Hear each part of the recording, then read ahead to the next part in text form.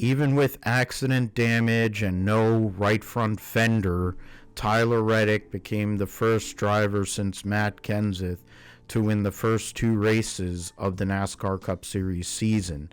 An article that was written on the Motoring Chronicle by Jared goes over Tyler Reddick's triumph for 2311 Racing in his number 45 Pinnacle Toyota Camry, with his win at Atlanta, aka Echo Park Speedway, holding off Chase Briscoe, Ross Chastain, Carson Osavar, and Daniel Suarez, amongst others, to get to the line after they went to overtime 11 laps past the scheduled distance. In terms of the win for Reddick, coming back after a lap 225 wreck with damage to go and be able to make the pass late.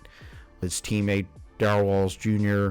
was leading going into the final restart, but an errant block left the 2311 driver to finish 8th. 57 lead changes took place in this race amongst 14 drivers. That, combined with the 66 lead changes at the Daytona 500, meant that this was the most lead changes ever for the first two races of any Cup Series season.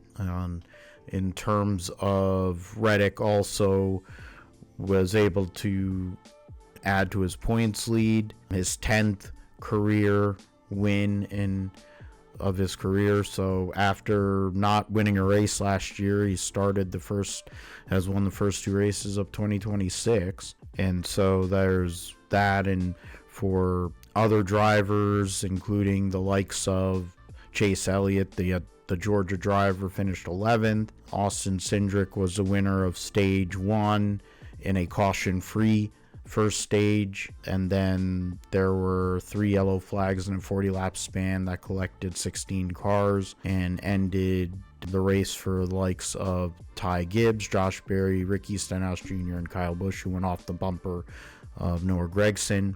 And then the second stage was ended after Kyle Larson made a bad block and turned himself across the nose of Shane Van Gisbergen. Kyle Busch talking about what Noah Gregson's bump on lap 125. He's quoted as saying, "He didn't give me an opportunity to make sure I was straight before hitting me or getting into me gently to try and get the momentum back. He just drove right through me." For Kyle, of course, after winning the pole for the Daytona 500 and being up front early in that race, and then having an opportunity here, an unfortunate end for him. But all the drivers and teams of the Cup Series will reconvene this week at Circuit of the Americas for the first road race of the year.